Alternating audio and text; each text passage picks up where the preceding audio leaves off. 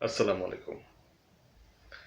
গত পর্বে আমি আলোচনা করেছিলাম বিভিন্ন সেক্সুয়াল প্রবলেম থাকা সত্ত্বেও আর্টিফিশিয়াল ওয়েতে আপনি কিভাবে সন্তান লাভ করতে পারেন। আজকে একদমই ডিফারেন্ট একটা ট্র্যাকের বিষয় নিয়ে আলোচনা করতে যাচ্ছি। সে বিষয়টা হচ্ছে যে সূর্যের আলোর সাথে ডায়াবেটিসের সম্পর্ক এবং সূর্যের আলো কিভাবে অ্যাকচুয়ালি ডায়াবেটিস কন্ট্রোল এবং ডায়াবেটিস প্রতিরোধে সাহায্য করে সে বিষয়ে।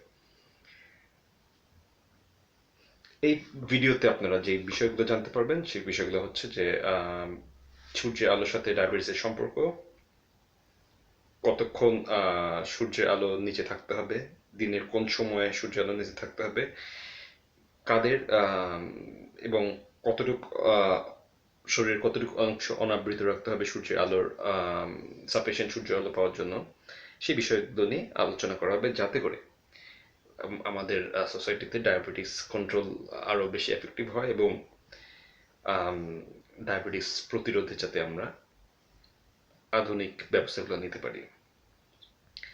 রিসেন্টলি 2018-এ একটা বৈজ্ঞানিক গবেষণা প্রবন্ধে দেখা গেছে যাদের শরীরে ভিটামিন ডি বেশি তাদের ক্ষেত্রে ডায়াবেটিস হওয়ার রেটটা অনেক কম, এবং যাদের ডায়াবেটিস আছে তাদের মধ্যে যদি ভিটামিন ডি সাফিসিয়েন্ট থাকে তাহলে সেটা মাচ মোর কন্ট্রোল থাকে।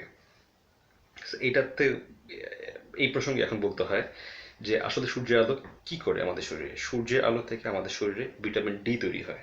ভিটামিন ডি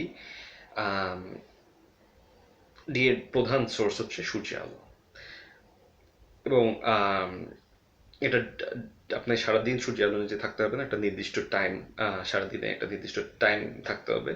সেটা হচ্ছে যে এক একটা ভৌগোলিক সিচুয়েশনে ওই টাইমটা ডিফারেন্ট।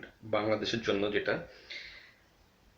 বাংলাদেশের জন্য প্রপার টাইম হচ্ছে দুপুর 11টা থেকে দুপুর 2টা। এই টাইমে সূর্যের এক্সপোজারে যদি আপনি থাকেন তাহলে আপনার ভিটামিন ডি তৈরি হবে, এবং এটা এর মানে এই না যে 11টা থেকে 2টা পর্যন্ত থাকতে হবে। এটা হচ্ছে এই টাইমে 20 থেকে 40 মিনিট আপনাকে সূর্যের আলোর নিচে থাকতে হবে। এখন 20 থেকে 40 মিনিট এই রেঞ্জটা কার ক্ষেত্রে কেমন? যে সমস্ত মানুষের শরীরে পিগমেন্ট কম, অর্থাৎ যারা একটু বেশি ফর্সা, তাদের ক্ষেত্রে তাদের সূর্যের আলোটা অ্যাবজর্ব বেশি হয়। সুতরাং তাদের ক্ষেত্রে 40 মিনিট থাকতে হবে না, তাদের ক্ষেত্রে 20 মিনিট থাকলেই যথেষ্ট পরিমাণ ভিটামিন ডি তৈরি হবে। আর যারা একটু ডার্ক, তাদের শরীরে পিগমেন্ট বেশি থাকার কারণে তাদের শরীরে অ্যাবজর্ব সূর্যের আলো অ্যাবজর্বটা একটু কম হয়, তাদের ক্ষেত্রে 40 মিনিট থাকতে হবে।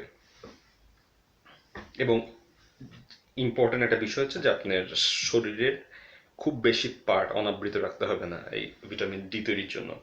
শরীরের যেটা আপনি যদি আর্ম, অর্থাৎ আপনার হাতের এই অংশগুলা অনাবৃত রাখেন এবং মুখমণ্ডল অনাবৃত রাখেন 20 থেকে 40 মিনিট, তাহলে সেটা সাফিসিয়েন্ট পরিমাণে ভিটামিন ডি তৈরি করবে।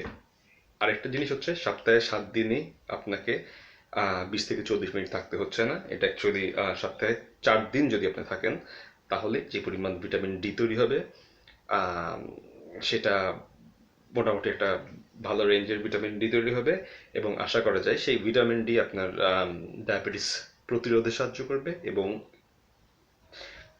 কখনো কখনো ডায়াবেটিস কন্ট্রোলও তার একটা ভূমিকা থাকবে। এটা খুবই রিসেন্টলি পাওয়া একটা বৈজ্ঞানিক প্রবন্ধের ইনফরমেশন দিলাম। তো এটা হয়তো বা আপনাদের কাজে লাগতে পারে। এরকমই অত্যন্ত রিসেন্ট ইম্পর্টেন্ট বৈজ্ঞানিক ফাইন্ডিংসগুলো পাওয়ার জন্য আপনি ইউটিউবে এই চ্যানেলটা সাবস্ক্রাইব করুন এবং আপনি ফেসবুকে লাইকস দিয়ে সাথে থাকুন। ভিডিওটা দেখার জন্য অনেক অনেক ধন্যবাদ। ভালো থাকবেন।